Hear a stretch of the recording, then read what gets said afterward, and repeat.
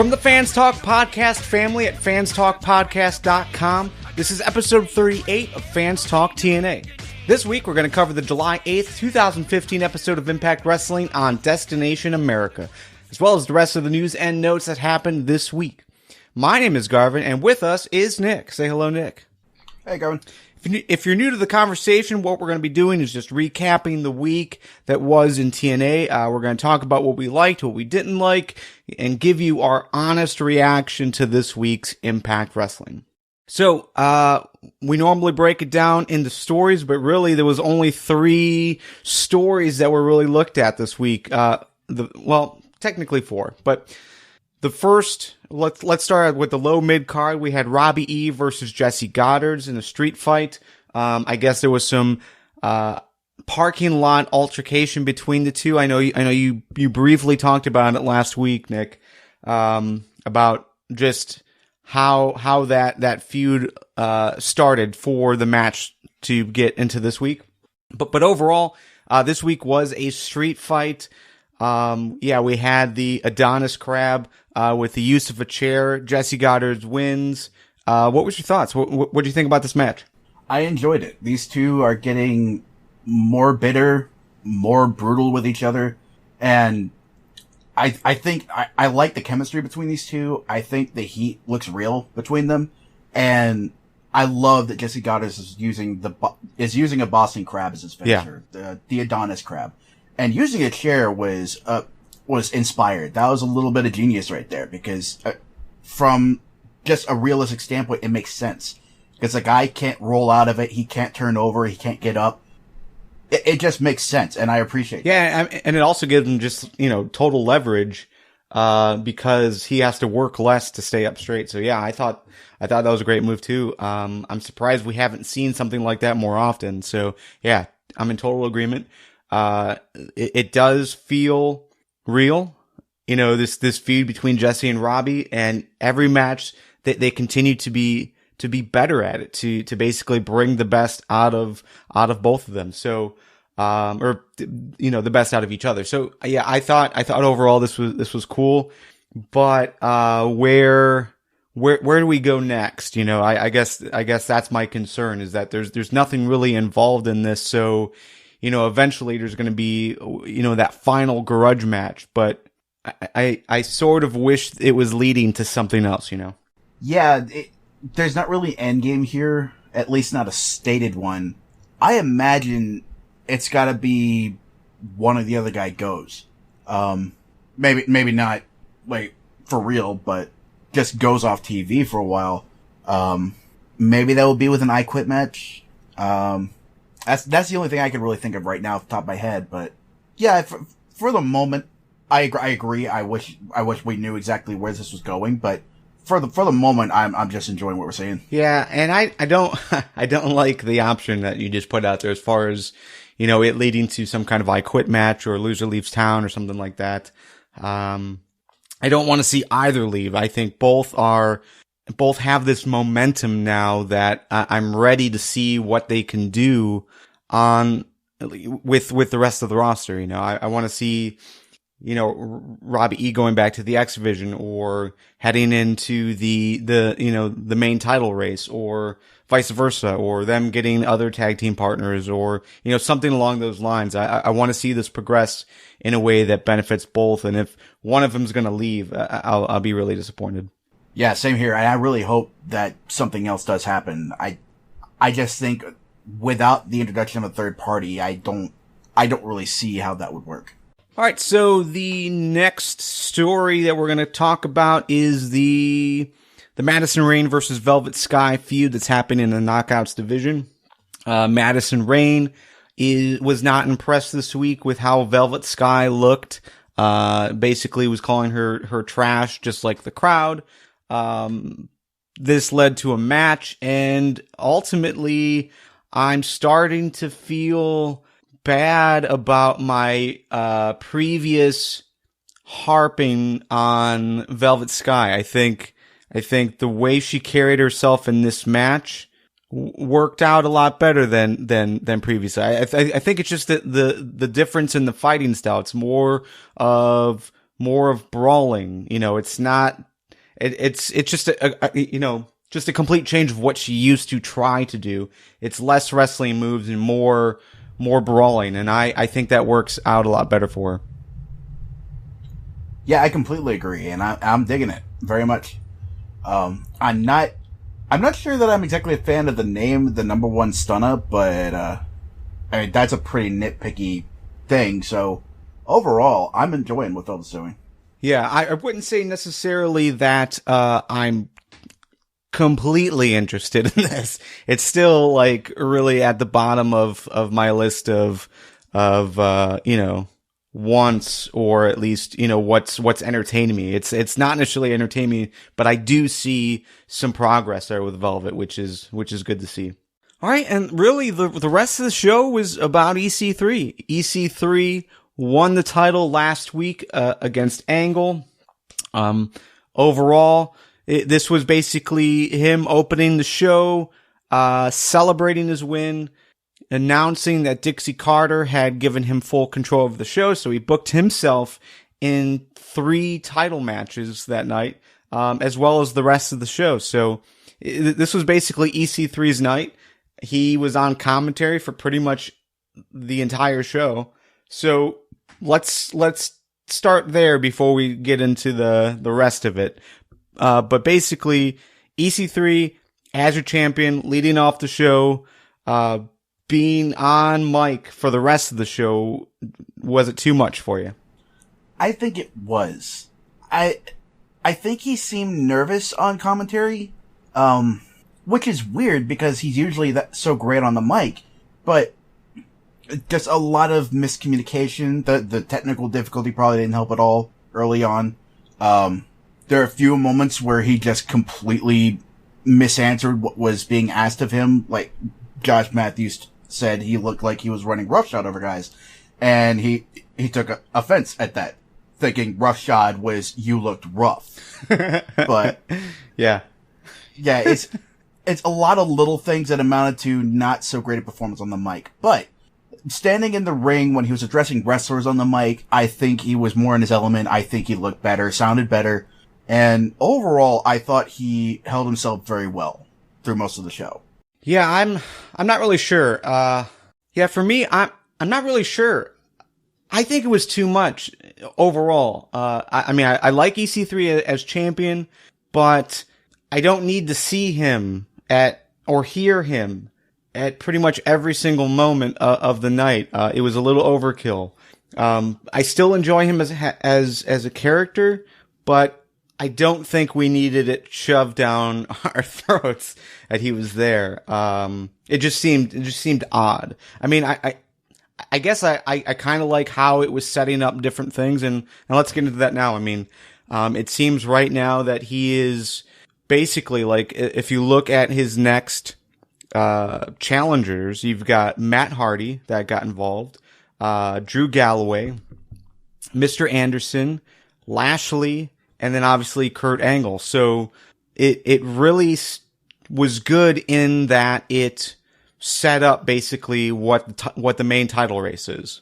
But at the same time, it was just too much. It was just too much. Yeah, I can deal with it just because this is the first night of his championship reign, and just given the kind of heel that he is, it's obvious he's going to put himself over at every opportunity. Yeah. And I figured this is going to be a one-time thing, that we're just going to get a couple segments tops going forward.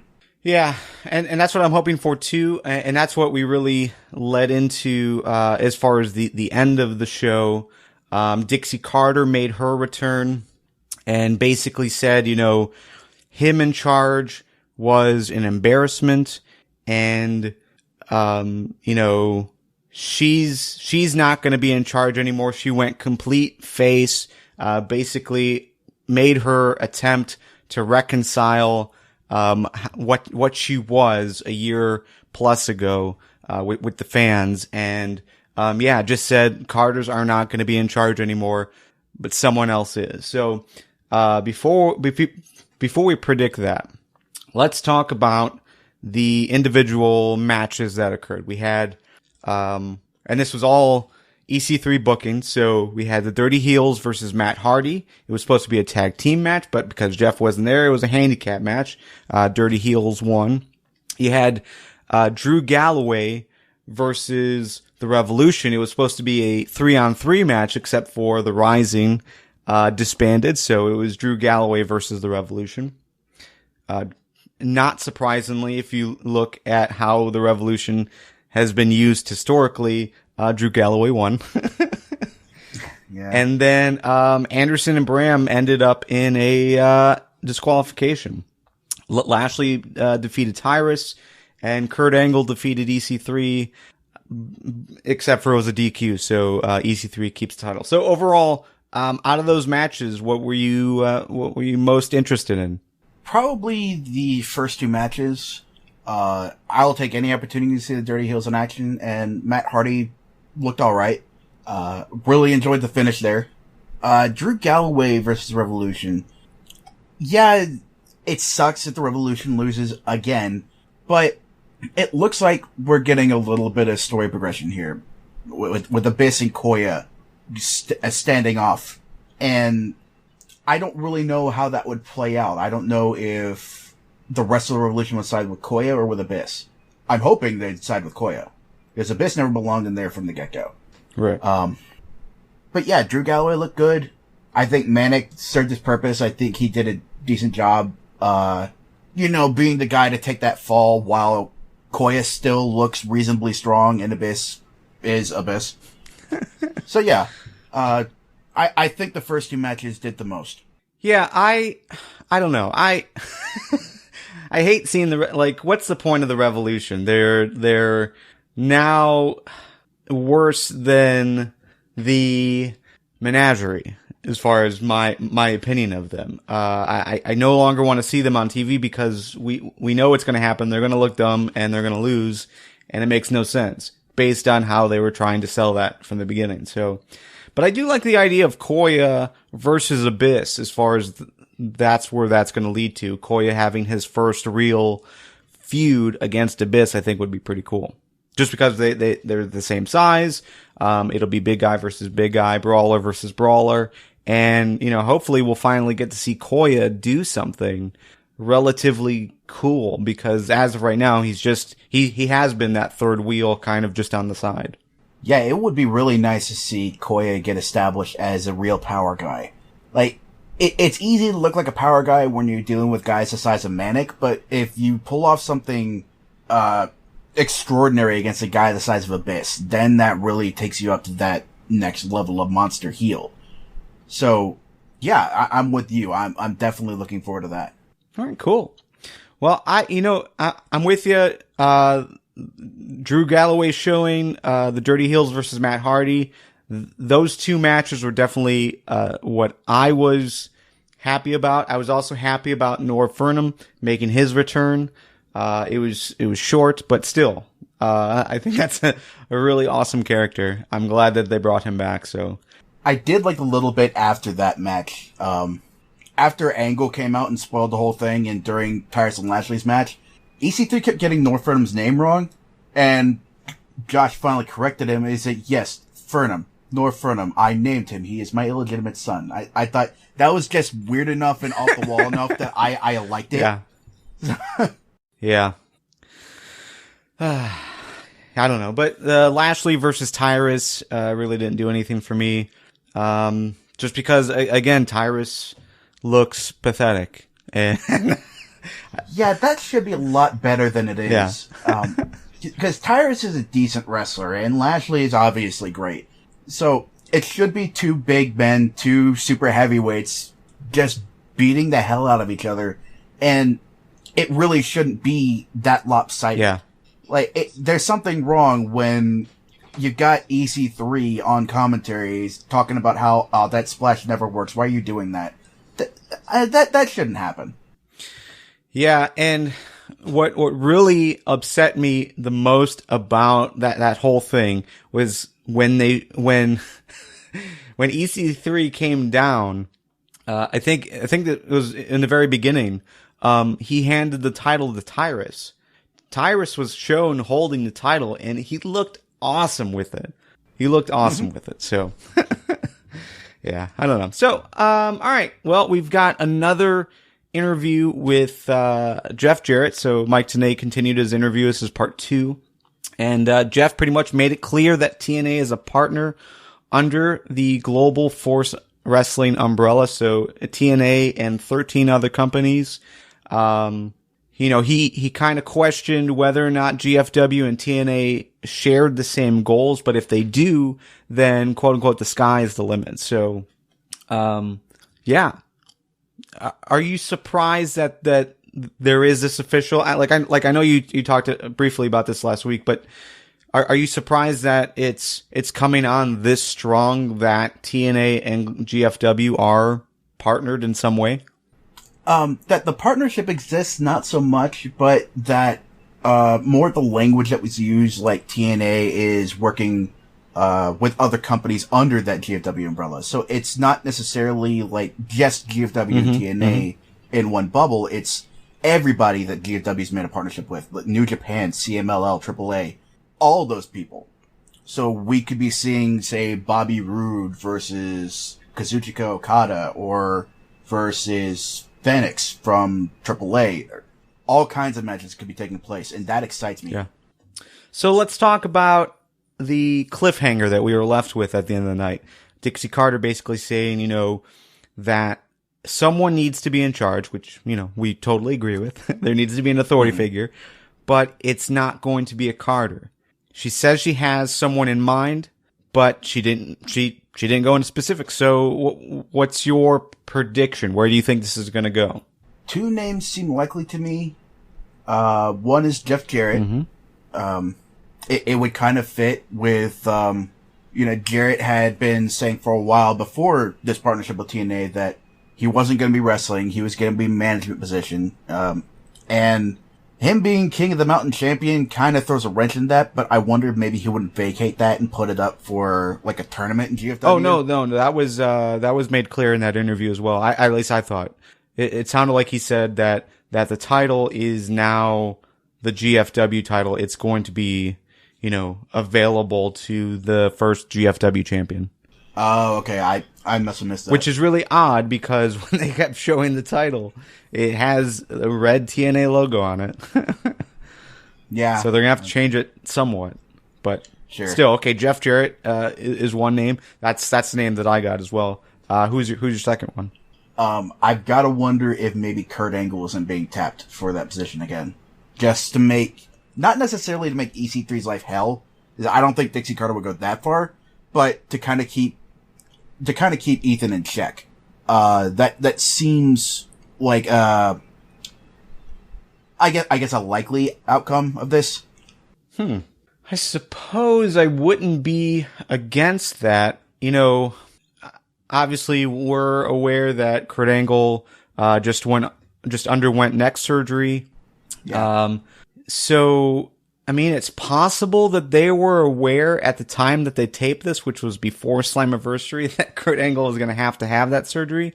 But that chronological, placement is kind of gray for me. I don't know. So, I could see it maybe, but the fact that Kurt would go from being a champion one week, then the next week challenging for the title, and then the next week, which we have to assume next week we're going to find out who this authority figure is, but to then go as Angle to be this management character, it just seems kind of strange, maybe.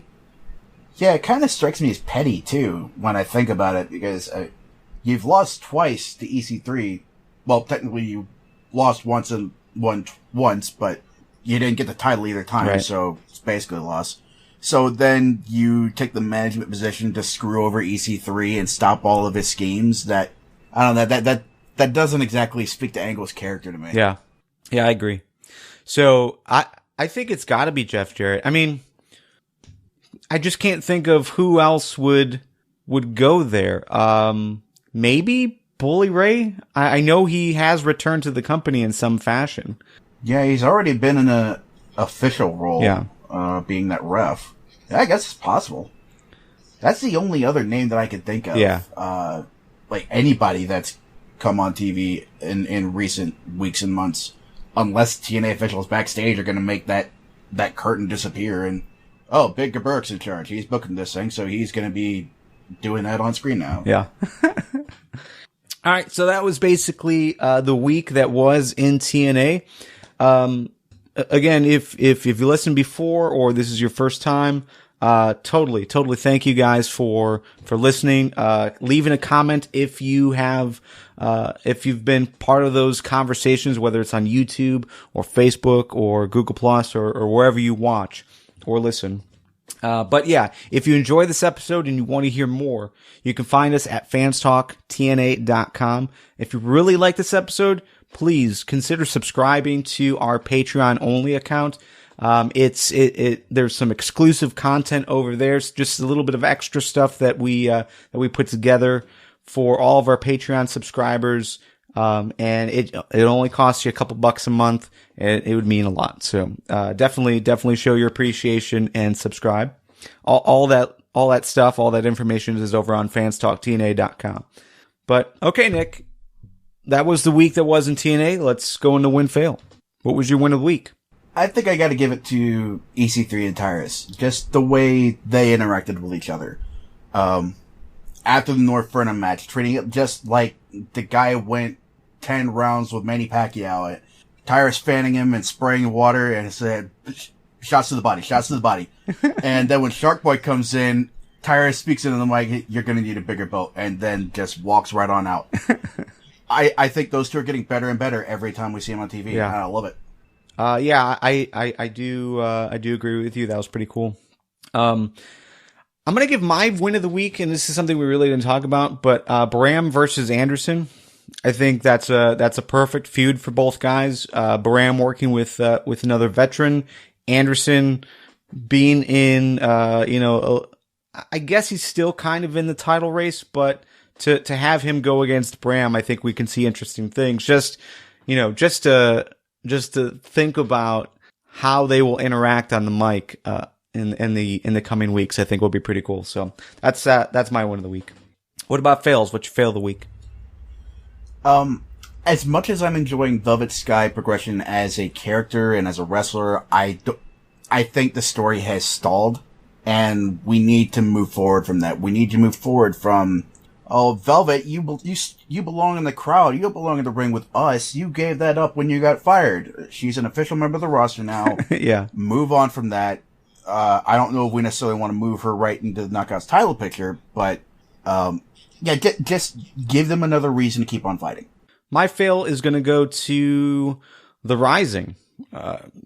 That seems like one of the biggest failed storylines in a long time. As far as, like, you bring these guys in to stand up for wrestling and take out the BDC. And realistically, like, I don't think that campaign did anything, as far as the fan interaction that they thought they were going to get. So, and just the fact that, it's basically being implied that we've lost Micah and we've lost the other guy. Yeah, Eli Drake. Yeah, I mean, that's just disappointing. So that whole segment where they disbanded officially, that was disappointing to me. So that's my fail of the week. Yeah, I was afraid Galloway was going to be going too, because he's been more active on the indies, especially with Evolve. Right. I'm glad he's going to be sticking around, and I hope Micah at least sticks around. Eli Drake probably won't be because he's injured now and there's really no place for him anymore, so. But yeah, I agree with you. It didn't really go anywhere. I would see some fan interaction with the stand-up hashtag now and again on Twitter. Mostly when Lagana retweets it, or when the official Twitter account retweets right. it. But, yeah, and the Rising got punked out by BDC more often than not. So, yeah, it's overall, it's just kind of a disappointment. So, okay, I mean, I imagine that they'll do something cool with Drew. He's obviously very good on the mic.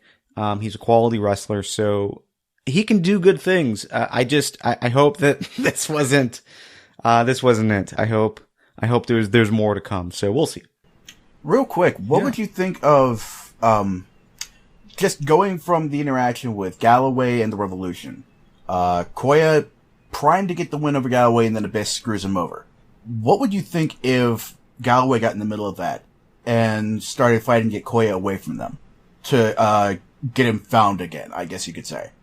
I do like that idea. I mean, ultimately, his major beef with the BDC was just, I mean, it was your classic good guy versus bad guy. You've got guys that are corrupt and finding loopholes in the system and doing bad things, and that's exactly what Revolution is doing in a sense. I mean, James Storm basically is corrupting these guys, so I could easily see Drew move on to, interact with the Revolution more. Maybe we see a Drew versus James Storm match in the upcoming weeks or months. So yeah, I think that's a great idea. I also like the idea of maybe Drew and Koya partnering up in the tag team division.